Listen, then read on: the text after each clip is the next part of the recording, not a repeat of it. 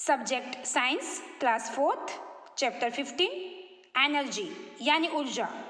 Part 1 में हमने what is energy यानी ऊर्जा क्या है उसके बारे में हमने देखा था कि व्हाट इज एनर्जी।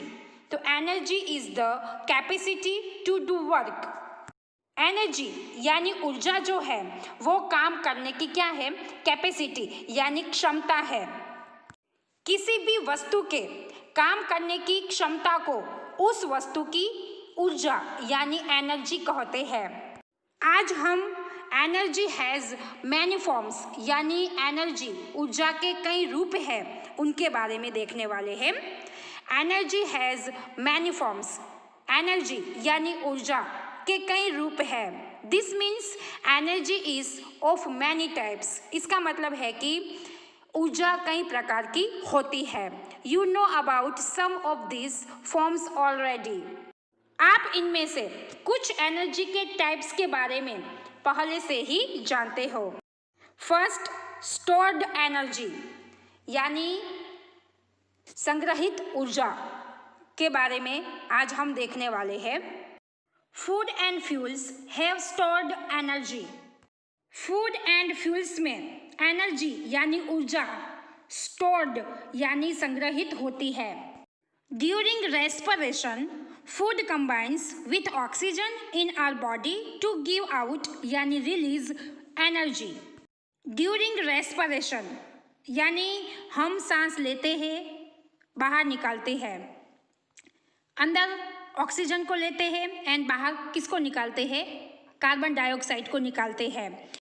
रेस्पिरेशन यानी श्वसन के दौरान फूड यानी भोजन जो है वो हमारे शरीर में ऑक्सीजन के साथ, हमारे शरीर में जो ऑक्सीजन होता है उनके साथ कंबाइन यानी मिक्स्ड होता है। फिर दोनों कंबाइन होके किसको रिलीज करते हैं, एनर्जी यानी ऊर्जा को वो छोड़ते हैं। And when fuels burn they combine with oxygen to release energy. And when fuels burn, fuels यानी पेट्रोल, डीजल, वो सब, वो जब जलते हैं तब वो ऑक्सीजन के साथ क्या होते हैं, कंबाइन होते हैं एंड किसको छोड़ते हैं, वो एनर्जी यानी ऊर्जा को छोड़ते हैं। फूड प्लस ऑक्सीजन, रेस्पिरेशन के दौरान हमारे शरीर में फूड जब ऑक्सीजन के साथ कंबाइन होता है यानी दोनों मिक्स्ड होते हैं तब वो किसको रिलीज करते हैं, एनर्जी यानी ऊर्जा को वो छोड़ते हैं। तो इसी तरह फ्यूल्स प्लस ऑक्सीजन, फ्यूल जब बर्न जलता है तब वो ऑक्सीजन के साथ कंबाइन होता है यानी मिक्स्ड होता है एंड फिर वो किसको रिलीज करते हैं, एनर्जी यानी ऊर्जा को वो छोड़ते हैं। सेल्स यानी batteries also have stored energy. Cells यानी बैटरीज में भी एनर्जी यानी ऊर्जा जो है वो स्टोर्ड यानी संग्रहित होती है। This energy is called chemical energy because it comes from the chemicals in cells. Cells यानी बैटरीज में जो एनर्जी स्टोर्ड होती है वो एनर्जी को क्या कहा जाता है, केमिकल एनर्जी कहा जाता है, क्योंकि यह सेल्स में केमिकल्स यानी रसायनों से आती है। When we use cells, the energy stored in them changes into electrical energy. When we use cells, यानी जब हम सेल्स का यूज़ करते हैं यानी उपयोग करते हैं तो उनमें जो स्टोर्ड एनर्जी यानी संग्रहित ऊर्जा जो होती है वो इलेक्ट्रिकल एनर्जी यानी विद्युत ऊर्जा में बदल जाती है। बैटरी एक ऐसा डिवाइस है जो केमिकल एनर्जी यानी रासायनिक ऊर्जा को वो स्टोर्ड करता है यानी संग्रहित करता है और इसे इलेक्ट्रिकल एनर्जी यानी विद्युत ऊर्जा में परिवर्तित करता है। फर्स्ट, बैटरीज क्या होती है वो समझते हैं। बैटरीज जो है वो छोटे छोटे सेल्स मिलके बैटरीज को फॉर्म करते हैं यानी उससे बैटरीज बनी हुई होती है। बैटरीज के अंदर क्या होता है, तो बैटरीज के अंदर केमिकल्स होते हैं जो आपस में क्या करते हैं, वो रिएक्ट करते हैं और उसके बाद केमिकल एनर्जी प्रोड्यूस करते हैं। वही केमिकल एनर्जी कन्वर्ट होती है किसमें, इलेक्ट्रिकल एनर्जी में। जब हम बैटरीज को बल्ब या फैन में क्या करते हैं, कनेक्ट करते हैं, तब केमिकल एनर्जी जो है वो इलेक्ट्रिकल एनर्जी में कन्वर्ट होती है, यानी चेंज होती है। अब टॉयज के अंदर एनर्जी कैसे स्टोर होती है एंड वो कैसे वर्क यानी वो कैसे चलता है, उनके बारे में देखते हैं। You must have played with toys that have to be wound up. आप लोग टॉयज यानी खिलौने के साथ तो आप लोग खेलते ही होंगे।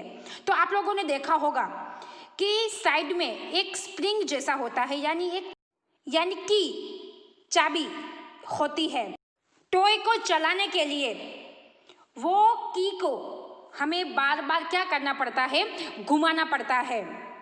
जैसे ही हम घुमाना बंद कर देंगे तो वो टॉय जो है वो आगे आगे चलता है। When you wind up such toys, a spring inside gets compressed. जैसे ही हम की को बार बार घुमाते हैं तो उसके अंदर क्या होता है, स्प्रिंग होता है। तो वो हम जैसे ही वो की को बार बार ऐसे घुमाते रहते हैं तो स्प्रिंग जो है वो क्या होता है, कंप्रेस्ड होता है, यानी स्प्रिंग वो अंदर दबता है। This is like twisting a rubber band. ये रबर बैंड को घुमा देने जैसा है। अ कंप्रेस्ड स्प्रिंग स्टोर्स एनर्जी। हम टॉय को चालू करने के लिए की को हम बार बार क्या करते हैं, स्प्रिंग को बार बार हम घुमाते हैं। तो वो स्प्रिंग जो है वो क्या होता है, कंप्रेस्ड होता है, यानी दबता है। जैसे ही हमने हमारी एनर्जी लगा के वो स्प्रिंग को हमने बार बार घुमाया, तो जैसे ही वो बार बार स्प्रिंग घूमेगा तो वो क्या होगा, कंप्रेस्ड होगा। जैसे ही हम स्प्रिंग को कंप्रेस्ड करेंगे तो उसके अंदर एनर्जी स्टोर हो जाएगी। As the spring slowly unwinds, the stored energy makes the toy work. जैसे कि हम टॉयज को चालू करने के लिए उनकी की जो होती है उनको हम बार बार क्या करते हैं, घुमाते हैं। तो उसके अंदर क्या होता है, स्प्रिंग होता है। तो हम उसको बार बार घुमाते हैं तो वो स्प्रिंग जो है वो क्या होता है, कंप्रेस्ड होता है, यानी दबता है। जैसे ही हमने स्प्रिंग को कंप्रेस्ड किया यानी दबाया तो उसके अंदर क्या हो गई, एनर्जी स्टोर्ड हो गई। जैसे ही हम स्प्रिंग को घुमाना छोड़ देंगे तो अंदर जो स्प्रिंग है वो अपनी एनर्जी को रिलीज करता है, यानी छोड़ देता है, वो वापस अपनी पोजीशन में आ जाता है। जैसे ही स्प्रिंग एनर्जी को रिलीज यानी छोड़ता है तो टॉय जो है वो आगे आगे चलता है। हम एक एक्टिविटी थ्रू समझते हैं, जैसे कि हम हमारी एनर्जी लगा के स्प्रिंग को हम क्या करते हैं, कंप्रेस्ड करते हैं, यानी उसको दबाते हैं। तो जैसे ही हम स्प्रिंग को दबाते हैं तो वो एनर्जी को क्या कर लेता है, स्टोर कर लेता है। एंड जैसे ही हम स्प्रिंग को छोड़ते हैं तो वो उसके अंदर स्प्रिंग ने जो एनर्जी को स्टोर की है वो एनर्जी को वो रिलीज कर देता है, यानी छोड़ देता है, एंड वापस वो अपनी पोजीशन में आ जाता है। Many clocks and watches work in the same way. Clocks and watches जो है वो भी इसी तरह काम करती है। All things at a height have energy stored in them. Height यानी ऊंचाई पर जो चीज होती है वो सभी चीजों में एनर्जी स्टोर्ड होती है। For example, a rock on top of a hill has stored energy. For example, उदाहरण के लिए हिल यानी पहाड़ी जो होती है उसके टॉप यानी चोटी पर जो रॉक होता है, जो पत्थर होता है, उसमें भी एनर्जी स्टोर्ड होती है। This energy is released when it rolls down from the height. हिल यानी पहाड़ के टॉप पर यानी उनकी चोटी पर जो रॉक होता है, पत्थर होता है, उसमें भी एनर्जी स्टोर्ड होती है। वो एनर्जी को तब रिलीज करता है यानी छोड़ता है जब वो रोलिंग करता हुआ वो नीचे आता है। अगर हम बुक को टेबल के ऊपर रखते हैं तो वो बुक में भी क्या है, एनर्जी है। जैसे ही हम हमारी एनर्जी लगा के बुक को पकड़ के हम छोड़ते हैं तो बुक जो है वो जमीन के ऊपर गिरती है, यानी बुक ऊपर से नीचे आती है क्योंकि उसमें एनर्जी स्टोर्ड होती है, उसके अंदर क्या होती है, एनर्जी होती है, इसलिए तो वो ऊपर से नीचे आ सकती है। यानी जो चीज़ हाइट पर होती है यानी ऊंचाई पर होती है, उन सभी चीज़ों में एनर्जी स्टोर्ड होती है।